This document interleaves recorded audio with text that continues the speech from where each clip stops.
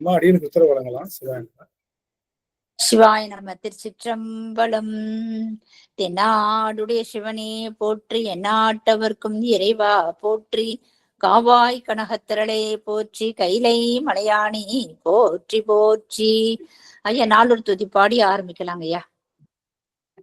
திருச்சிற்றம்பலம். புவியற்கோன் வெப்பொழித்த புகழியற்கோன் கடல் போற்றி, ஆலிமிசை கல்மிதப்பில் அணைந்த பிரா நடி போற்றி, வாலி திருநாவலு வன் தொண்டர் பதம் போற்றி, ஊழிமணி திருவாத ஊரர் திருத்தாள் போற்றி, ஊழிமணி திருவாத ஊரர் திருத்தாள் போற்றி. ஆடல் வல்லான் சொக்கநாதருடைய திருவர்களும், அங்கேற்கண்ணி மீனாட்சியுடைய திருவர்களும், மாணிக்க வாசுடைய குருவர்களும் ஒன்றாக சேர்த்து இந்த திருவாசக சிந்தனை அமர்வு என்ற நிலைக்களத்தை நமக்கு பரிசாக தந்திருக்கின்றது. அப்பேற்பட்ட குருவருளையும் திருவருளையும் அடியின் மனம் மொழி மெய்களினாலே வழிபாடு செய்கின்றேன். மேலும் இங்கு குழுமிருக்கக்கூடிய அத்துணை அடியார் பெருமக்களுடைய திருவடி தாமரைகளையும் அடியன் செல்லுவேன் சுருத்தி மகிழ்கின்றேன். திருச்சிற்றம்பலம். சிவாய சிவாய. நீயே ஒளித்திருப்பை நீ என்றும் காணாமல், நீயே ஒளித்தபடி நின்னருளால், நீயேதான் காட்ட அந்நியமா கண்டேன் உனது வினை யாட்டதென்ன சொக்கநாதா சொக்கநாதா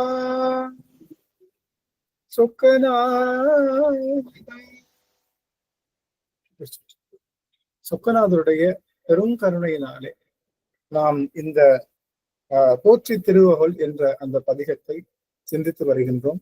அந்த வகையிலே இன்றைய தினம் நாம் சிந்திக்கக்கூடிய அந்த பகுதி என்பது வழுத்தியும் காணா மலரடிகள் இலைகள் வழுத்துதற்கு எளித ஆய்வார் கடல் உலகினில் அப்படிங்கிற அந்த பகுதியை, அதை தொடர்ந்து அந்த பகுதியை சிந்திக்கின்றது. அதாவது எப்படி முடிந்திருக்கிறது அப்படின்னா, பெருமானே உன்னை விக்கிரமன் என்று சொல்லுகின்ற உலகளந்த பெருமான் அவன் ஈரடியாலே உலகளந்து ஐம்புலன் மலர நம்முடைய முனிவர்களாம் சுவாமி பேச கேக்குதுங்களா ஐம்புலன் மலர அவர்களுடைய முனிவர்கள் அனைத்து முனிவர்களுடைய அந்த எண்ணங்கள் எல்லாம் அப்படியே 5 புலன்களும் மலர்ந்து நிற்க, நாள் திசையிலும் நம்முடைய தேவர்கள் எல்லாம் நின்று வழிபாடு செய்ய 33 கோடி தேவர்கள் நின்று எல்லாரும் ஆனந்தித்து அதிசயித்து வழிபாடு செய்கின்ற அந்த விக்கிரமன் இறைவனுடைய திருவடியை காண முடியாது. 7 தளங்களை பன்றியாக கிடந்து உருவியும் காண முடியாது போகையில் கைகளை உயர்த்தி சயசய போற்றி, கூலி முதல்வா சயசய போற்றி. ஆகவே பெருமானே, நான் உயர்ந்தவன் அல்ல, உளிக்கெல்லாம் முதல்வனாக நிற்கின்ற பெருமானே, உன் திருவடிகளை போற்றுகின்றேன் என்று சொல்லியும் பெருமானுடைய மலரடிகளை காண முடியவில்லை. ஆனால் நான் எப்படி பார்த்தேன் தெரியுமா? எங்க பெருமானுடைய மலரடியை நான் இல்ல, மணிவாசகர் சொல்றாரு, நான் எப்படி பார்த்தேன் தெரியுமா? எங்க பெருமானுடைய மலரடிகளை எப்படி பார்த்தேன்னா, வழுத்தையும் காணா மலரடிகள். அவரை போற்றி போற்றி சயசய போற்றின்னு வழுத்துகின்றார். வழுத்துகின்றார்னா அழுத்தி சொல்லுகின்றார். அப்படி வழுத்தியும் காணா மலரடிகள் வழுத்துவதற்கு எளிதாய் வார்கடல் உலகினில், அப்படி அந்த திருவடியை வழுத்துவதற்கு எளிதாக எனக்கு கிடைத்ததா. விக்கிரமனுக்கு கிடைக்க முடியாத அந்த திருவடி அடியனுக்கு எளிதாக கிடைத்தது. எங்க கிடைத்தது? இந்த உலகத்துல கிடைச்சது. எப்படி கிடைச்சது தெரியுமான்னு கேட்கிறேன். எல்லாம் ஒரு நிமிடம் வாய்ப்பு இருந்ததுன்னா மிக குறிப்ப அடியனுக்கு கொடுக்கலாம். அமைச்சுவாங்க. அடியனால ஜானகி அம்மா, சுகந்தி அம்மா, நடராஜன் ஐயா, சாந்தி ஆறுமுகம் அம்மா மற்றும் லோகன் ஐயா, புஷ்பலதா அம்மா அவர்கள், விமலா தேவி அம்மா, மகேஸ்வரி அம்மா, கலாவதி கே அம்மா அவர்கள், ரஞ்சிதா மணி அம்மா அவர்கள்லாம் எனக்கு ரொம்ப சிறப்பா தெரியுறாங்க. அடியன் பெரும் பொன்முடி அம்மா தெரியுறாங்க. அவ்வளவு மகிழ்ச்சியா இருக்கு. சாருமதி அம்மா, அமைச்சர். முக்கியமான விஷயம் இந்த இடம் எனக்கு பெருமான் எப்படி அவனுடைய திருவடியை கொடுத்தான்னு தெரியுமா? இவர் சொல்றதை கேட்டோம்னா நம்ம எல்லாம் நல்லா வாழ்ந்துட்டு இருக்கோம்னு தெரியும். சில பேர்ட்ட ஏதாவது கஷ்டம்னு சொல்ல போனா அவங்க கஷ்டத்தை சொல்லுவாங்க நம்ம கிட்ட. அப்பதான் தெரியும் நாம எவ்வளவு ஜாலியா நிம்மதியா வாழ்ந்துட்டு இருக்கோம்னு. அந்த மாதிரி மணிவாசகர் சொல்றாரு, இந்த உலகத்துல நான் எப்படி பெருமானுடைய திருவடியை வலுத்துனேன்னு தெரியுமான்னு ஒரு பிளாஷ்பேக் போடுறாரு. நான் பேசுறது கேக்குதுங்களா சுவாமி? அடியனுக்கு நீங்க பல விதமான உட்காரது ஒரு நிமிடம் கூட நேரம் இல்லை. இருந்தாலும் எங்க அடியவர்களை நான் ஆரம்பிச்சு விட்டேன்னா அவங்களாவது பேசிக்குவாங்களே. இன்னைக்கு அடியனால வர முடியாதுன்னா கூட எங்க அடியவர்களாவது ஒவ்வொருத்தவங்கள பார்த்து பேசிக்குவாங்க. நான் லீவுன்னு சொல்லிட்டு யாருமே பார்த்துக்க முடியாது. இதை ஒரு அடியன் வர முடியாம போனா கூட எல்லாம் ஓரளவுக்கு பேசி ஒரு திருமுறையை பாடி ஒரு தல பயணத்தை பத்தின அனுபவங்கள் சொல்லி அவங்களுக்குள்ளேயாவது பேசி அவங்க நிறைவு செஞ்சுக்குவாங்களேன்ற ஒரு நப்பாசையிலதான் நான் வர முடியாம போனாலும் பரவாயில்ல, எங்க அடியவர்கள் அவங்களுக்குள்ள சங்கம். விட்டு விட்டு கேக்குதுங்க ஐயா, விட்டு விட்டு கேக்குதுங்க.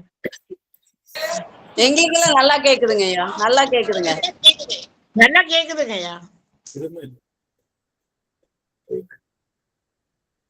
ஒரு நிமிஷம்.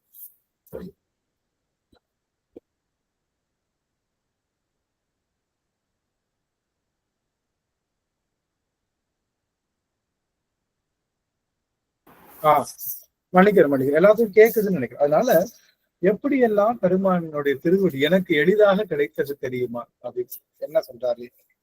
யானை முதலா எறும்பு ஈராய், எத்தனை உயிர்கள் இருக்கு, எத்தனை உடல்கள் இருக்கு தெரியுமா? யானையில தொடங்கி எறும்பு வரைக்கும் உடல்கள் இருக்கு. அந்த உடல்கள் எல்லாம் எனக்கு கொடுக்காம, யானை உடல் கொடுக்காம, எறும்பு உடல் கொடுக்காம, கரையான் உடல் கொடுக்காம, பாம்பு உடல் கொடுக்காம, இந்த பிறவியில அவனை எளிதாக வெளுத்துவதற்காக என்ன உடல் கொடுத்தா தெரியுமா? ஊனமில் யோனியில் உள்வினை பிழைப்பு. முதல்ல அந்த யோனி என்று சொல்லுகின்ற தாயினுடைய கருவறையில ஊனம் இல்லாம, எந்தவித ஊனமும் இல்லாம, கண்ணு தெரியாம, இது இல்லாம, எதுவுமே இல்லாம ஊனமில் யோனியில் உள்வினை பிழைப்பு. தாயினுடைய அந்த கருவறையில நம்ம சேர்றோம் இல்லையா? அப்படி சேரும் போது என்ன ஆகுமா? அந்த பிள்ளைக்கு அந்த கருவிலேயே ஊனம் இருக்குமா? அந்த கருவிலேயே கண்ணு கூன் குருடு செவிடு பேடு நீங்கி பிறத்த அறிவு அப்படின்னு சொல்ற மாதிரி எத்தனையோ ஊனம் வருவதற்கான வாய்ப்புகள். அப்படி ஊனம் இல்லாத அந்த இடத்துல சுவாமியோட அந்த தாயினுடைய கருவறையில போய் பிழைக்கிறாங்க. பிழைத்தல் என்ன தெரியுமா? வாழ்தல் பிழைத்தல் ரெண்டுக்குமே வித்தியாசம் உண்டு. பிழைத்தல்னா ஏதோ பண்ணி வாழ்றதுக்கு பேரு பிழைத்தல். அறத்தை மட்டும் செஞ்சு வாழ்ந்தா அது பேரு வாழ்தல்னு பேரு. ஈதல் இசைப்பட வாழ்தல் அது வல்லது ஊதியம் இல்லை உயிர்க்கு. கேள்விப்பட்டிருக்கீங்களா? ஈதல் இசைப்பட வாழ்தல், வாழ்தல் வாழ்தல் அப்படின்னு சொல்லுவாங்க. அப்ப பிழைத்தல் அப்படின்னா நீங்க பாத்தீங்கன்னா காண முயலைத அம்பினில் யானை பிழைத்த வேலேந்தல் அரிது இனிதுன்னு சொல்லுவாங்க. அப்போ இந்த பிழைத்தல்னா என்னன்னா ஏதோ பண்ணி இருக்கிறது பேரு பிழைப்புன்னு பேரு. ஏதோ பண்ணி நம்ம இருக்கிறது பேரு பிழைப்பு. ஆனா அறத்தோடு நின்றால் அது என்னது? வாழ்வுன்னு அர்த்தம். நம்ம திருவானைக்காவல்ல சிலந்தி இருந்தது இல்ல, அந்த சிலந்தி அது பிழைத்ததா வாழ்ந்துதான். திருவானைக்காவல் அப்பனுக்காக மேல கொடி போட்டுச்சு இல்லையா? கொடி போட்டு அவனுக்காக கோபுரம் கட்டுச்சு இல்லையா? ஒரு அறச்செயல்களை வச்சாதான் அது பேர் வாழ்வு. அறச்செயல் இல்லாம வாழ்ந்தா அது பேர் வாழ்தல் கிடையாது, அது பேர் பிழைத்தல்னு சொல்லுவோம். ஏதோ செஞ்சு பழைச்சுப்போம் சொல்லுவாங்க, கேள்விப்பட்டீங்களா? நம்முடைய முன்னோர்கள் எல்லாம், நம்முடைய அப்பா அம்மா எல்லாம் ஏதோ செஞ்சு பழைச்சுப்போம் அப்படின்வாங்க. அப்போ மனிதனுடைய அந்த வாழ்வு இப்ப நம்ம வாழ்றோமா பிழைக்கிறோமான்னா, நம்ம அறத்தை கடைபிடிக்கிறோம்னு வச்சுக்கோங்க, நம்முடைய வாழ்வு எப்படியா இருக்கும்? பிழைப்பு தான். ஆனா இன்னைக்கு என்ன பண்றோம்? சிவபூசை என்ற அறத்தை கையில வச்சிருக்கோம். எல்லா உயிர்களுக்கும் அன்பு செய்யணும்ன்ற அறத்தை கையில வச்சிருக்கோம். அப்படி இருக்கும்போது நம்மளுடைய பிழைத்தல் அப்படிங்கிற விஷயம் வாழ்வாக மாறுகின்றது. ஆக ஏதோ ஒன்று மூலமாக எந்த அறமும் செய்யாமல் இருந்தா அதற்கு பேரு பிழைப்பு. அது ஒரு வாழ்வு வாழுதுன்னா அது பேரு பிழைப்பு. ஏதோ அறம் செய்யுது அப்படின்னா அது பேரு வாழ்தல்னு பேரு. அப்போ திருவானைக்காவல் சிலந்திதான் பிழைத்தது, வாழ்ந்தது. மத்த சிலந்திலாம்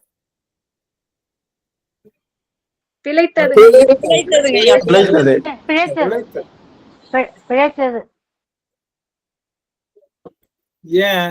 எந்த அறங்களும் செய்யலாம். அது அதற்கான அதே மாதிரி திருவானைக்காவல் உள்ள அந்த யானை என்னது? பிழைத்ததா வாழ்ந்ததா? வாழ்ந்ததுங்க ஐயா. வாழ்ந்தது. வாழ்ந்தது. ஆக பிழைத்தது. அதே மாதிரி யானையா? யானை வந்து வாழ்ந்தது. இல்ல அது அவ சிலந்திதான் போயிது. சாரியா சரி.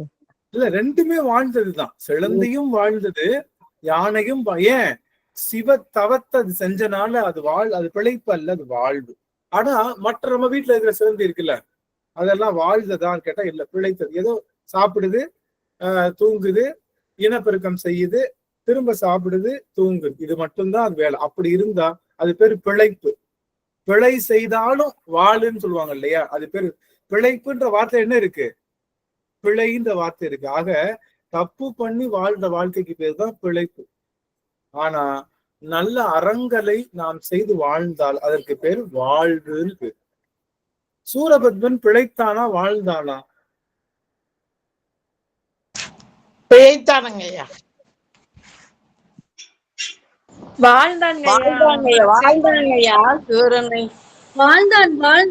ஏன்னா சூரபத்மன் பெருவாழ்வு அப்படின்னு சொல்றோம். ஏன்?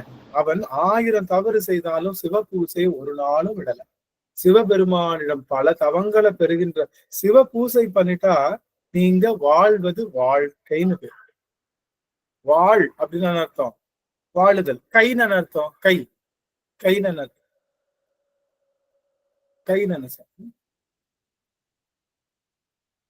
கைனா இந்த கை இல்ல, இந்த கை இல்ல.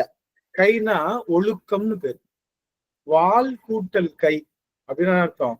ஒழுக்கமாக வாழ் அப்படின்றது அந்த வார்த்தையிலே இருக்கு. வாழ்க்கைன்னா என்னன்னா ஒழுக்கத்துடன் வாழ் அப்படின்னு சொல்றோம். ஒழுக்கமான வாழ்வுக்கு தான் வாழ்க்கைன்னு பேரு.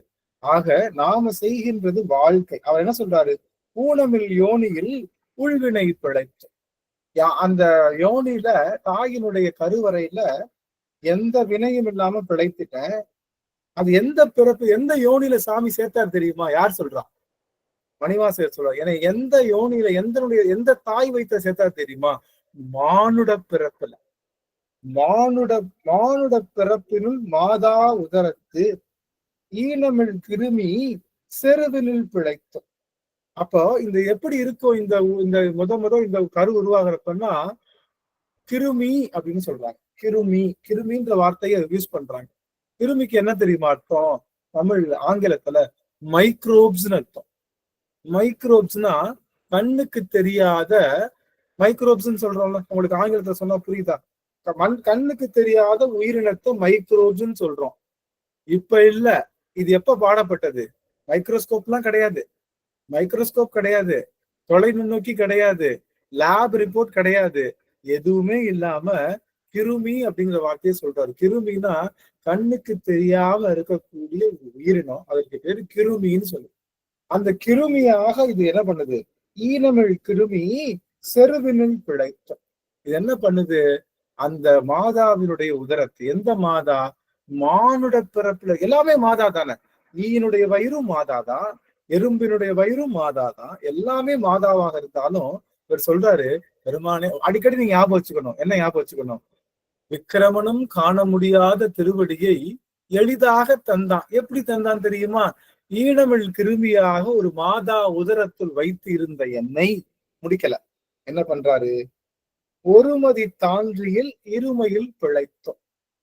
ஒருமதி, முதல் மாதத்துல தாயினுடைய கருவறையில இந்த கிருமி இருக்குல்ல, இது கிருமி மாதிரிதான் இருக்கும், கண்ணுக்கு தெரியாத ஒரு உயிரினமா இருக்கும். எது? இந்த ஆன்மா. அந்த ஆன்மாவுக்கு தாண்டிக்காய் அளவுக்கு, ஒரு சின்னதா தாண்டிக்காய் அளவுக்கு ஒரு உருவம் கிடைக்குமா. ஒருமதி தான்றியில் இருமையில் பிழைத்தோம். இருமைனா என்ன? இருமை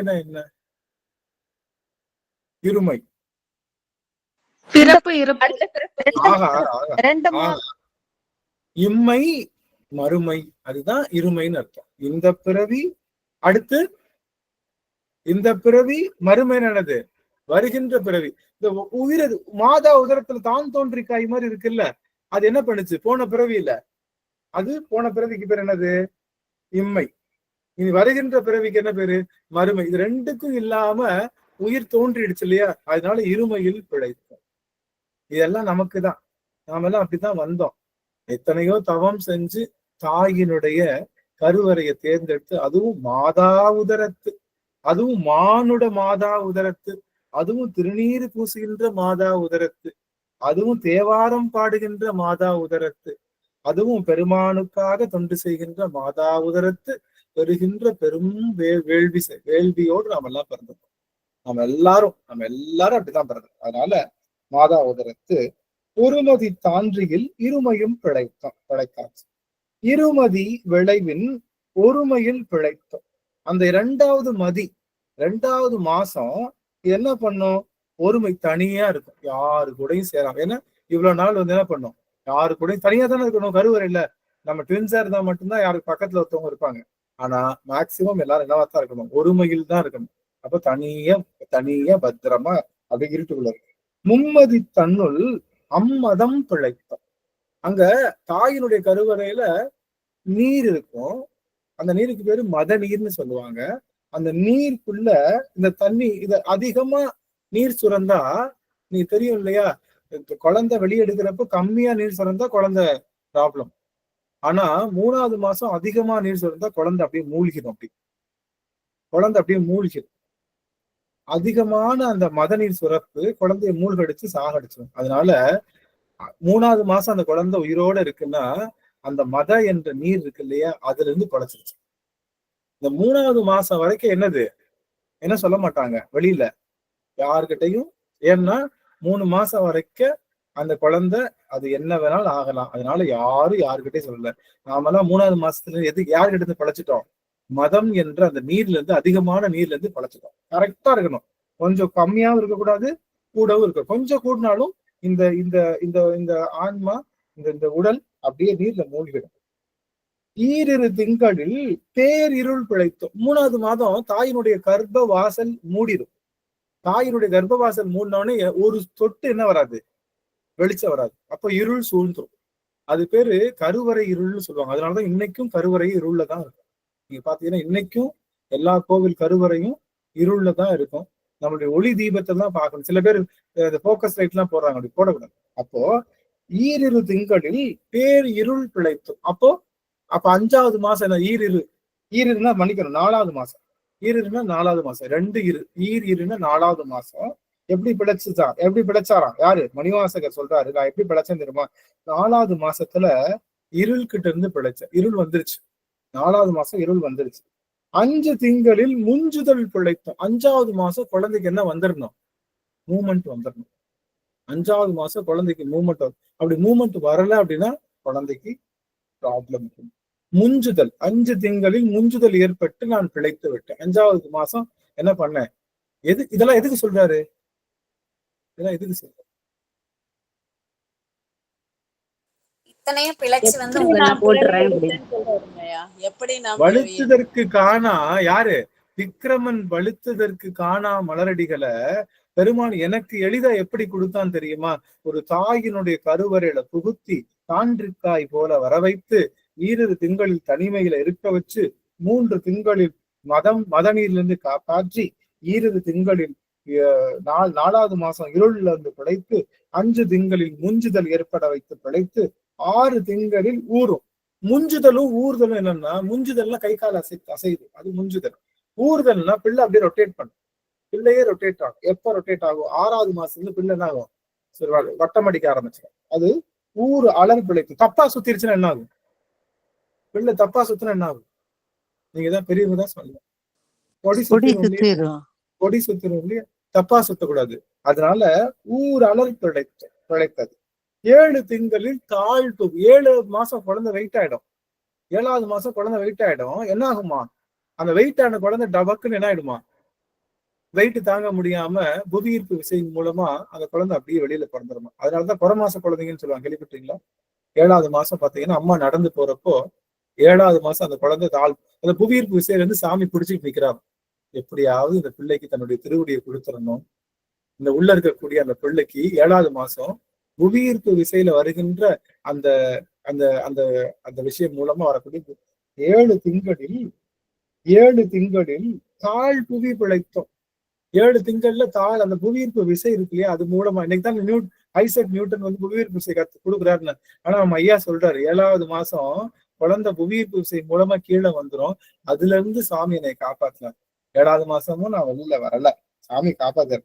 8 திங்களில் கட்டமும் பிழைத்தோம். 8வது மாசம் என்ன ஆகுமா? பிள்ளைனால உட்காரவே முடியாத, இடமே இருக்காது. ஒரு பெட்ரூம்ல 15 பேரை வச்சு அடைச்சா எப்படி இருக்கும்?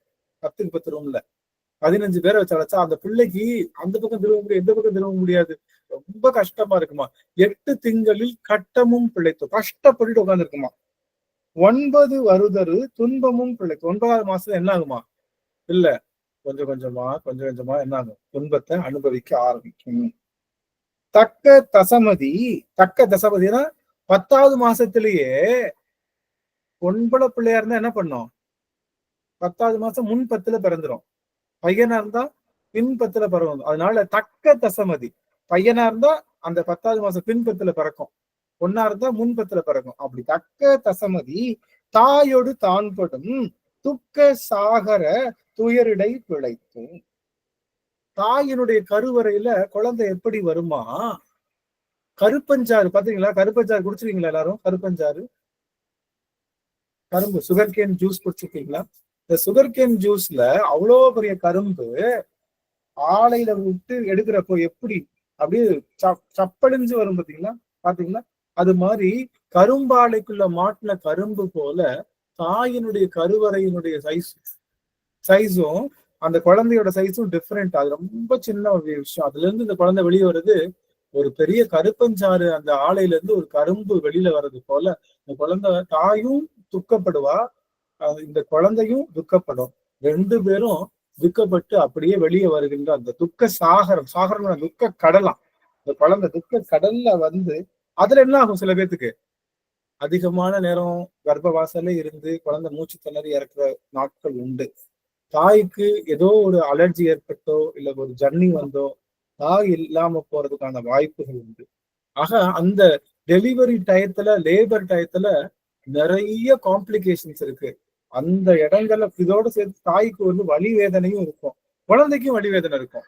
2 பேரும் சேர்ந்து வலி வேதனையோடு வெளிவருகின்ற போது அந்த தாயையும் காப்பாத்தி என்னையும் காப்பாத்தி பெருமான் 10 மாசமா என்ன ஒவ்வொரு இடத்துல இருந்து காப்பாத்தி வந்தானே.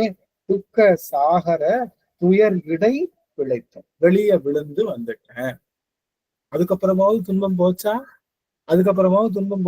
இல்ல.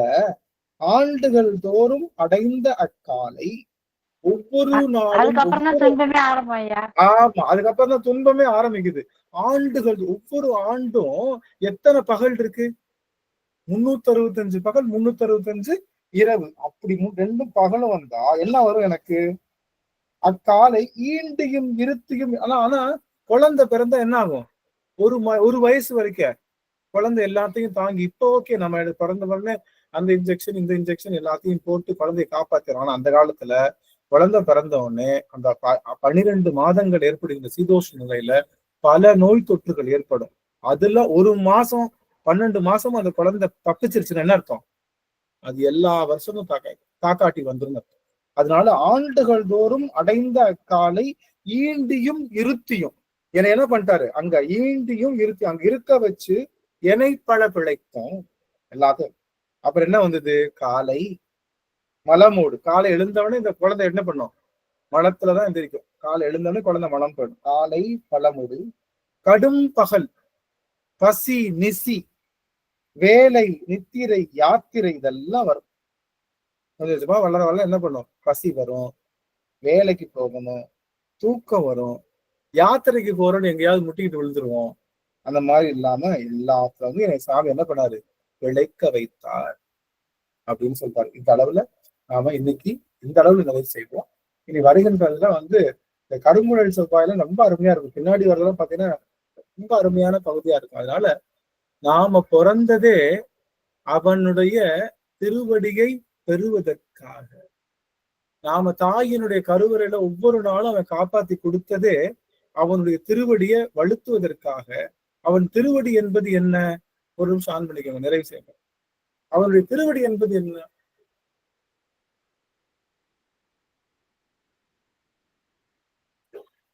கருணை. அவன் திருவடி என்பது கருணை. அன்னை பராசக்தி நமச்சிவாய மந்திரம், திருவைந்தெழுத்து, அடியவர்கள், வேல், இந்த 5 சிவபெருமானுடைய திருவடிக்கு நிகர். அதுல நாம இந்த நமச்சிவாய மந்திரம் சொல்லிருந்தோம். நாம வேலை கையில வச்சுக்கலாம், நமக்கு கருணை வரலாம், அன்னை பராசக்தியை வச்சு வழிபாடு செய்யலாம். ஆனா அடியவர் தொடர்பு என்பது நாம பல பிறவிகள்ல தவம் செய்தால் மட்டும்தான் வாய்க்கும். நீங்க நினைச்சிட்டு இருக்கீங்களா நமக்கு அடியவர் தொடர்பு ஏற்பட்டிருக்கு, இந்த மாதிரி அடியவர் தொடர்பு மத்த எல்லாத்துக்கும் வாய்ச்சிருக்கு, கோயிலுக்கு வர எல்லாருக்கும் அடியவர்களுக்கு தொடர்பு இருக்குன்னு நினைக்கிறீங்களா? தேவாரம் படிப்பாங்க, திருவாசகம் படிப்பாங்க, முற்றோதல் போவாங்க, ஆனா சிவனடியார்களுடைய தொடர்பை பத்தின செய்தி அவங்களுக்கு இருக்காது. அப்படியே தொடர்பு கிடைச்சாலும் அவங்களை ஒரு பெருசா மதிக்கிற ஆற்றல் அவங்களுக்குள்ள இருக்காது. ஆக சிவனடியார்களுடைய இருப்பு தான் இறைவனுடைய திருவடி. இந்த பிறவியே சிவனடியாருடைய திருவடியை பற்றுவதற்காகத்தான். அதுக்காகத்தான் நம்ம தாயினுடைய கருவறையில 10 மாசமும் சாமி காப்பாத்தினார், பசியில இருந்து காப்பாத்தினார், 1 வருஷம் காப்பாத்தி நம்ம பிழைக்க வச்சார், நமக்கு எந்த வாசினேஷனும் போடாம பிழைக்க வச்சார். அதுக்கப்புறம் நித்திரையில பிழைக்க வச்சிருக்காரு. யாத்திரை போகும்போது எதுவும் ஆகாம எந்த எந்த எந்த ஒரு சின்ன சின்ன அசம்பாவிதமாகாம பிழைக்காக நாம இன்று பிழைத்திருக்கிறோம்னாலே நம்முடைய பிழைப்பு வாழ்வாகணும். எப்ப வாழ்வாகும்? அடியவர் திருவடியை வணங்குவதாலும் நமச்சிவாய மந்திரத்தை உச்சரிப்பதாலும் நம்முடைய பிழைப்பு என்பது வாழ்வாக மாறும். அப்பேற்பட்ட வாழ்வை தவம் செய்து காத்து கொண்டிருக்கின்றேன் அடியேன். ஞாயிற்றுக்கிழமைக்காக என்னுடைய பிழைப்பு, நான் வாழ்ந்ததெல்லாம் பிழைப்பு தான். எங்க அடியவர்கள் வந்து சேர்வதுதான் என்னுடைய வாழ்வே. என்னுடைய வாழ்வே எங்க அடியவர்கள் வந்து சேர்வதுதான். அதனால அடிநாயனுடைய பிழைப்பை வாழ்வாக மாற்ற வருகின்ற அத்துணை அடியவர் பெருமக்களுடைய திருவடிகளையும் அடியன் மனதுல தாங்கி, நெஞ்சில தாங்கி, சென்னையில தாங்கி அடியன் தவம் செய்து காத்திருக்கின்றேன் சுவாமி அப்படின்னு சொல்லி இந்த அளவுல நாம ஒண்ணு மட்டும் நினைச்சுக்கணும். நம்மளுடைய இந்த பிறவி சிவனடியார்களை தொழுது, சிவபெருமானை தொழுது, அறம் செய்து, நல்ல தவங்கள் செய்து இறைவனுடைய திருவடிக்கு செல்வதே அன்றி வேறொன்றுமில்ல. மற்றதெல்லாம் கிளைதான். குழந்தை வளர்க்கறது, காசு சேர்க்கறது, வீடு கட்டுறது, அப்புறம் மற்ற விஷயங்கள் எல்லாமே கிளைதானே தவிர மெயின் பாயிண்ட் என்னன்னா இறைவனுடைய திருவடியை பற்றி அங்க போய் சேருவதுதான். அதை ஒவ்வொரு நாளும் நம்ம ஞாபகம் வச்சுக்கணும். நமக்கு ஏதாவது டாஸ்க் வருதா? அந்த டாஸ்க் என்னது? நீங்க ஸ்கூல்ல இருக்கீங்க, திடீர்னு டீச்சர் தண்ணி மண் வர சொல்றாங்க, என்ன பண்ணுவீங்க? எனக்கு கொஞ்சம் தண்ணி மண்ட்டுவான்னு சொல்றாங்க, என்ன பண்ணுவீங்க? என்ன பண்ணுவீங்க? போய் எடுத்துட்டு வந்து கொடுத்துருவீங்கல்ல. கொடுத்துட்டு வந்து என்ன பண்ணுவீங்க? திரும்ப டீச்சருக்கு தண்ணி மந்து கொடுத்துருவீங்க. கொடுத்துட்டு என்ன பண்ணுவீங்க? திரும்ப டம்ளர் வாங்கிட்டு போய் திரும்ப அங்க வைப்போம். திரும்ப என்ன பண்ணுவீங்க? திரும்ப டீச்சர் கிட்ட கிளாஸ் வாங்கி குடிச்சுட்டாங்க, தண்ணி குடிச்சா, தண்ணி கிளாஸையும் வச்சாச்சு, திரும்ப என்ன பண்ணுவீங்க? கிளாஸ் அட்டெண்ட் பண்ணுவாங்க. திரும்பவும் எந்த இடத்துல உட்காந்தமோ அந்த இடத்துல உட்காந்து கிளாஸ் அட்டெண்ட் பண்ணுவோமா இல்லையா? அது மாதிரி நம்ம வீட்டுல இருக்கக்கூடிய உறவுகள் எல்லாம் ஒரு விஷயம் சொன்னாலும் அவங்களுக்கு போய் அதை செஞ்சுட்டு திரும்ப எங்க உட்காந்துடணும்? கிளாஸ்ல திருவாசை கிளாஸ் நான் சொல்லல, திருவாசை கிளாஸ் சொல்லல, சிவபூசை, சிவபெருமானுடைய திருவடி ஒன்றே என்ற அந்த வகுப்புல நாம அமர்ந்து நாம திரும்ப உட்காந்துருவோம். அடிக்கடி ஒருத்தவங்க தண்ணி மூட்டுவாங்கன்னு சொல்லுவாங்க, வாந்தி கொடுத்துட்டு திரும்ப இங்க உட்காந்துடணும். ஒருத்தவங்க என்ன பண்ணுவாங்க? அதை எடுத்துட்டு வான்னு சொல்லுவாங்க. அது மாதிரி நமக்கு பல உறவுகள்கிட்ட இருந்து பல கட்டளைகள் வரும். அதெல்லாம் செஞ்சுட்டு திரும்ப எங்க போய் ரெஸ்யூம் ஆயிடணும். we have to resume on again our class அப்படின்ற மாதிரி திரும்ப நம்மளுடைய சிவபூசையும் நம்மளுடைய சிவனடியார்களுடைய திருவடியும் தான் நமக்கு வாழ்வு அப்படிங்கிற இடத்துல திரும்ப நம்ம ரெஸ்யூம் ஆயிடணுங்கிற விஷயத்த மட்டும் நம்ம மைண்ட்ல எல்லாரும் வச்சுக்கணும்னு சொல்லி இந்த அளவுல அடியன் நிறைவு செய்கின்றேன். இன்னைக்கு அடியனால ரொம்ப நேரம் பேச முடியல, அதனால தப்பா நினைச்சுக்க வேணாம். அடியனுக்கு உள்ள அலுவல்கள் ரொம்ப, அதாவது மன்னிக்கணும் சாமி. அதனால இன்னைக்கு ஒரு நாள் மட்டும் பொறுத்தவர்களுக நம்ம வெள்ளிக்கிழமை என்ன ஆனாலும் சரி, எத்தனை ஆனாலும் பரவாயில்ல, நான் முதல் வேலையா இந்த 2 மணி நேரம் எங்க அடியார்களுக்கு நிறைய ஒதுக்கி உட்கார்ந்தாரேன் சுவாமி. அத்தனை அடியாருக்கு திருவடி தாமரைகளையும் அடியன் சென்னி மேல் சூட்டு மகள் அம்மா நிறைவு செய்யலாம். நிறைவு செய்ய முகமாக பிரேமம்மா அவர்கள் வாழ்த்துப்பாங்க. நமச்சிவாய். சிவாய நமக. திருச்சிட்டம்பலம். வான்முகில் வழாது பெய்க மலி வளம் சுரக்க மன்னன் கோன்முறை அரசு செய்க குறைவிடாது உயிர்கள் வாழ்க நான்மறை அறங்கள் ஓங்க நல்தவம் வேள்வி மல்க மேன்மை கொள் சைவ நிதி விளங்குக உலகமெல்லாம் மேன்மை கொள் சைவ நீதி விளங்குக ஊடகமெல்லாம். திருச்சிற்றம்பலம். அனைத்தடியார் திருவிழாமலே சென்னிமேல் சுற்றி வணங்குகிறேன். சிவாய நம. திருச்சிற்றம்பலம். அடியார்கள் திருவடியை போற்றுகின்றேன். எவரேனும் ஒருவருக்கு வாய்ப்பு ஏதாவது ஒரு செய்தி அடியார்கள் இங்க பதிவு செய்யணும்னா நீங்க பதிவு செய்யலாம்.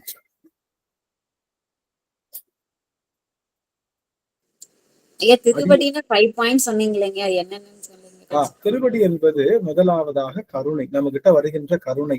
யாராவது கஷ்டப்பட்டாங்கன்னா நம்மளால ஒண்ணும் செய்ய முடியாட்டா, அச்சோ இப்படி கஷ்டப்படுறாங்களே அப்படின்ற எண்ணம் தான் இறைவனுடைய திருவடி முதல்ல.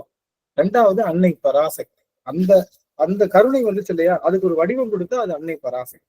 அன்னை பராசக்தியினுடைய வழிபாடு சிவனுடைய திருவடியை பற்றுவதற்கான. எல்லாரும் என்ன சொல்லுவாங்க, பராசக்தி வழிபாடுலாம் செய்யக்கூடாது, சாக்தம் கிடையவே கிடையாது. அன்னை பராசக்தியினுடைய வழிபாடு என்பது இறைவன் திருவடியை பற்றுவதற்கு சமம். மூன்றாவதாக நமக்கு நமச்சிவாய மந்திரம். நமச்சிவாய மந்திரம் கிடையாது, திருவைந்தெழுத்து. திருவைந்தெழுத்து நமக்கு உச்சரிக்கிறோம் இல்லையா, திருவைந்தெழுத்து இறைவனுடைய திருவடி. அப்போ அது நம்ம பற்றுவதன் மூலமாக இறைவனுடைய திருவடியை இருக பற்றலாம். மூன்றாவது. நான்காவது என்பது அடியவர்களை பற்றுவதன் மூலமாக இறைவனுடைய திருவடியை பற்றலாம். ஐந்தாவதாக வேல். முருகனுடைய வேல். அந்த முருகனுடைய வேல் என்பது நமக்கு தெரியும். நம்மளுடைய இதுல வேல்மாறல்ல வருகின்ற வரி, நம் வேல் வகுப்புல வருகின்ற வரி, கருக்கு நமர் முறுக்கி வரும் அப்படின்ற வார்த்தையில அந்த முறுக்குவரின் எருக்குமதி தரித்த முடி படைத்த விரல் படைத்த இறை கலர்க்கு நிகராகும். இறைவனுடைய அதாவது திருமுடியில நிலா சூடிய சிவபெருமானுடைய திருவடி கலர்க்கு நிகராக இருப்பது எது? வேல். அதனால அந்த வேல் பற்றுவதும் இறைவனுடைய திருவடி தான். ஆக இந்த 5 பொருளையும் பற்றுவது நல்லது. 5 பொருளும் எல்லாருக்கும் வாய்க்கும், ஆனா ஒண்ணு மட்டும் யாருக்கும் வாய்க்காது. தவம் செய்தவர்களுக்கே வாய்க்கும். அது அடியவர்களுடைய தொடர்பு. மித்த எல்லாமே எளிமையா வாய்க்கும். அந்த அடியவர்களுடைய தொடர்பு என்பது தவம் செய்த, அது பல கோடி தவங்கள் செய்தாம. ஏன் அப்படின்னா மித்ததெல்லாம் பேசாது. கருணை நம்ம கிட்ட பேசாது, அன்னை பராசக்தி பேச மாட்டான், வேல் பேசாது. அதுக்கடுத்து இன்னொன்னு என்ன சொன்னோம், நமச்சிவாய மந்திரம் நம்ம கிட்ட பேசணும், நமக்கு அது புரிஞ்சுக்கிற ஆற்றல் இருக்கான்னு தெரியாது. ஆனா அடியவர்கள் பேசுவாங்க. தப்பு பண்ணாதன்னு சொல்லுவாங்க. இன்னைக்கு நீ உன்னால முடியல, இன்னைக்கு நம்ம எப்படியாவது லீவ் போட்டலாம் நினைச்சா திருவஞ்சைக்கிழமை போறேன் வர்றையான்னு கேட்பாங்க. ஆஹா போலாமே, போக முடியலன்னு நெளிச்சோம், அதெல்லாம் முடியாது, நான் புக் பண்ணிட்டேன், நீ கண்டிப்பா வந்தே ஆகும் அப்படின்னு சொல்லுவாங்க. நாங்க நாளைக்கு மதுரை எம்பதி போறோம் வர்றையான்னு கேட்பாங்க. ஐயோ எதுக்கு அவ்வளோ தூரம் போயிட்டு இருக்கணுமா, அதெல்லாம் முடியாது, உண்ணாந்துக்கா தூக்கிட்டு போயிடுவோம் அப்படின்னு சொல்லி அடியவர்கள் மட்டும் நம்மள செந்நெறிக்கும் ஆட்படுத்தி கொண்டே இருப்பார்கள். அதனால அடியவர் திருவடி செந்நெறி திருவடி. அதனால அது அடியவர்களோடு நாம கலக்கும் போது நமக்கு என்ன ஆகும், அவங்கள பார்த்து நமக்கு பக்தி மேல வரும், நம்மளை பார்த்து அவங்களுக்கு பக்தி மேல வரும். பக்தி மேலோங்கி கொண்டே இருக்குமே தவிர குறைவதற்கு வாய்ப்பு இல்லை. அதனால அடியவர்கள் திருவடிய எளிதில் பற்றணும் அப்படின்றதான் நாளைய நீங்க சொல்ல வரேன் அப்படின்னு சொல்லி நம்மளுடைய பிழைப்பு வாழ்வாக வேண்டும் என்றால் நாம் அடியவர் திருவடிய சென்னிமேல் சூட்டி வணங்க வேண்டும். அப்பேற்பட்ட அடியவர் திருவடிய அடியர் சென்னிமேல் சூட்டி இந்த அவையை நிறைவு செய்கின்றேன். திருச்சிற்றம்பலம். சிவாயம்.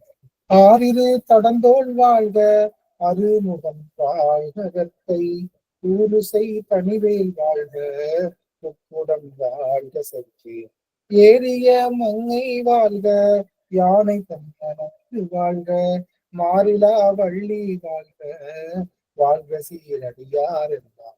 மாறிலா வள்ளி வாழ்க, வாழ்க சீரடியார் எல்லாம். வெற்றிவேல் முருகனுக்கு அரோகரா, ஞானவேல் முருகனுக்கு அரோகரா, சக்திவேல் முருகனுக்கு அரோகரா. சுற்றம்பலம். கண்டிப்பா வருகின்ற வெள்ளிக்கிழமை எந்த வித இது இல்லாம அடியவர்களுக்காக அடியர் செலவு பண்றேன். அதனால அடிநாயன் இந்த ஒரு தினம் பொறுத்தரணும்.